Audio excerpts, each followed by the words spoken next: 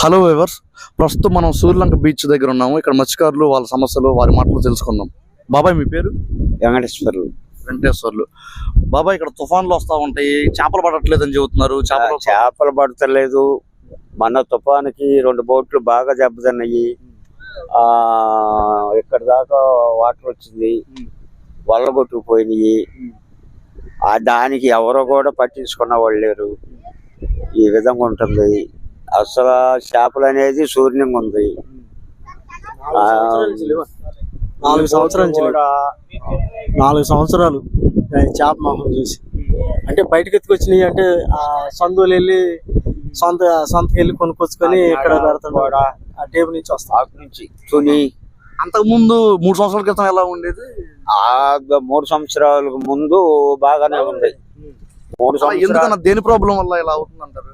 అది గుడ్డు వల్ల. ఇప్పుడు ఈ యాక్చర్లు, చెరువులు, వాటర్, కెంపుల నీళ్ళు, నానా రకాలుగా నీళ్లు దిగుతున్నాయి కదా, దాని గుడ్డు నశించిపోతుంది. దానివల్ల గుడ్డు పోతుంది. యాక్సిరీలు, చెరువులు ఈ మందులు వదులుతున్నారు. సముద్రంలో మందులు, కలుషితమైన వాటర్, మందులు అవి సముద్రంలో వదలడం వల్ల చేపలు నశించిపోతున్నాయి అంటారు. గుడ్డు నశిస్తుంది. గుడ్డు చేపలు. అవునవును. ఏ చేప అయినా అలల్లోకి వచ్చే ఉత్పత్తి అవుతుంది. పలానా ఏం ఉత్పత్తి అవుతాం, వాగులోనూ ఉత్పత్తి అయ్యి సముద్రానికి వెళ్తా ఉంటుంది అనమాట. అట్లా ఈ నీళ్ళు వెళ్ళి ఏం చేస్తుందంటే ఆ గుడ్డు నశించిపోతుంది. అప్పుడు ఉత్పత్తి తగ్గిపోతుందా. గుడ్డు చచ్చిపోయినప్పుడు ఇంకేముంటుంది. అది బాబాయ్, ఇప్పుడు ప్రభుత్వం నుంచి మీకు ఏమన్నా పథకాలు అవి అందుతాయా? లేదంటే ఇలా ఇప్పుడు మొన్న జరిగిన 5 స్థలాలు కానీ 4 నెలల కింద బటన్ నొక్కాడు సీఎం గారు. 4 నెలల కింద బటన్ నొక్కితే ఇంతవరకు రూపాయి రాల. అంటే అందరి వాలంటీర్లు అవి ఇవి అంటే యాడ్ అవుతారు కదా. అది మొత్తం వాళ్ళు కూడా వాలంటీర్లు కూడా చెబుతున్నారు, ఇదిగో రేపు ఇదిగో రేపు ఇదిగో రేపు. మరి వస్తాయో లేవో తెలియదు. ప్రస్తుతానికి ఎలక్షన్ కూడా వచ్చింది కదన్నా, ఇంకా కష్టం. గెలిచిన తర్వాత ఏమన్నా మనకి ఏ పార్టీ వచ్చిందో ఆ పార్టీ. అమ్మఒడి రాలేదు. 18 సంవత్సరాలు, 45 సంవత్సరాల వాళ్ళకి వచ్చే రాలేదు. కారణాలు ఏం చెప్తున్నారు అని అడుగుతుంటే, ఇప్పుడు దాకా వచ్చే చెప్పింది కూడా రేపు ఎల్లుండి వస్తాయి అంట. బావరికి ఎట్లా చెప్పుకుంటూ వచ్చారు. చెప్పుకుంటూ వచ్చి లాస్ట్కి వచ్చేసరికి ఇట్లా జరిగింది. ఓకేనా, మీకు కొంచెం భరోసా ఇవ్వడానికి ప్రభుత్వం ఎలాంటి చర్యలు తీసుకుంటే మంచిది అంటారు? అంటే మీ సలహా కనీసం. ఏది సలహా తీసుకున్నా కూడా మధ్యవాళ్ళు తింటాం ఎక్కువైపోయింది. మన దాకా రానిట్లేదు, మధ్యనే కొట్టేస్తున్నారు. మనీ బీదులకు వచ్చే మత్స్యకారులు సొన్నగాళ్ళకు వచ్చేటప్పటికి ఆడ 1,00,000 అయితే ఏడ 200, 300, 500 అట్లా. ప్రభుత్వం కాదు, మధ్య బాగానే వస్తుంది. వాళ్ళే ప్రభుత్వం బాగానే వదిలేరు. ఏడకి వచ్చేసరికి 20,000 వేసేది 15,000, 10,000 అట్లా వేసి 10,000 కూడా రావట్లేదు. అన్న, ఇప్పుడు మీరు వేటకెళ్తారు కదా సముద్రంలోకి, అది ఎట్లా ఉంటది? ఫుడ్ అవన్నీ ఎట్లా తీసుకుంటారు? దాని జాగ్రత్తలు ఏం తీసుకుంటారు? అన్న, మీరు సముద్రంలోకి వెళ్ళినప్పుడు ఎలాంటి జాగ్రత్తలు తీసుకుంటారు? ఫుడ్ అవి వెళ్తున్నాం, పొద్దున్న వెళ్తాం. సోంద్రాన్ని వెళ్తే తలో కాస్త సత్యాన్ని వెతికెళ్తాం. ఒక్కొక్క రోజు పడవచ్చు, ఒక్కొక్క రోజు పడపోవచ్చు. కనీసం 4-5 రోజులు ఏటాడినా కూడా ఇప్పుడైతే 400-500 రావట్లేదు. అట్టా బాగా ఇబ్బంది పరిస్థితి ఉంటుంది మనకి.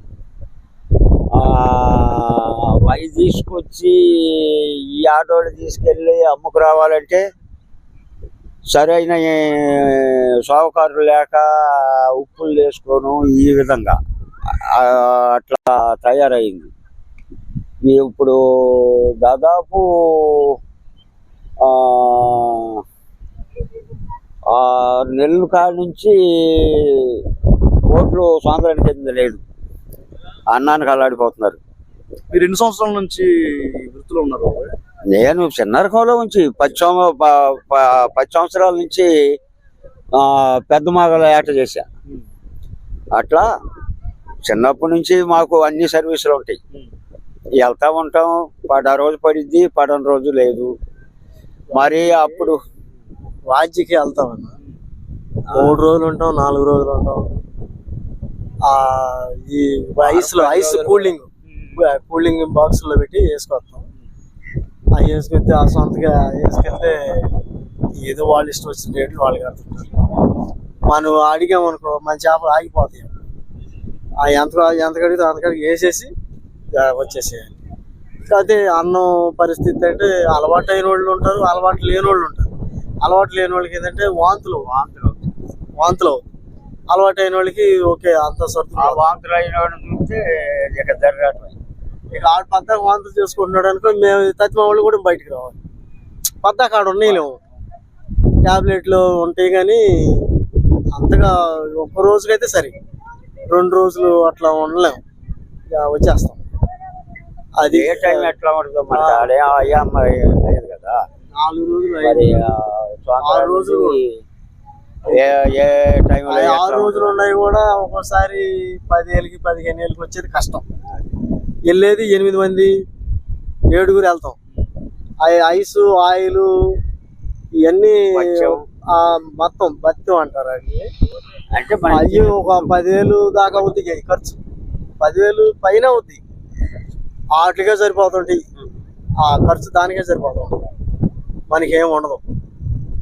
ఇప్పుడన్నా ఏదో గత పడితే పడితే లేవట్లేదు, గాలిపాట్లు అండి. ఇలాంటి మత్స్యకారులందరూ బాగుండాలని మా ఛానల్ తరఫున కోరుకుంటున్నాము. ఈ వీడియో చూసిన వాళ్ళందరూ కూడా మీకు రెస్పెక్ట్ ఇస్తారు ఖచ్చితంగా. థ్యాంక్ యూ సో మచ్ అన్న. కంపెనీలు, ఫార్మా కంపెనీలు, కృత్రిమంగా తయారు చేసే ఎరువుల కంపెనీలు ఏదైనా సరే వ్యర్థాలని సముద్రంలో కలపటం వల్ల, వేస్టేజ్ని సముద్రంలో ఇచ్చేయటం వల్ల చేపలు నశించిపోతున్నాయంట, గుడ్లు తయారవ్వట్లేదంట. దానివల్ల ఇలాంటి మత్స్యకారు కుటుంబాలు ఎంతో మంది బాధపడుతున్నారు, రోడ్డున పడుతున్నారు. వాళ్ళు ఎంత కష్టపడ్డా 15,000 కూడా రావట్లేదంట. దీనికి తగిన చర్యలు ప్రభుత్వం తీసుకోవాలని WTO తరపున కోరుకుంటున్నాం.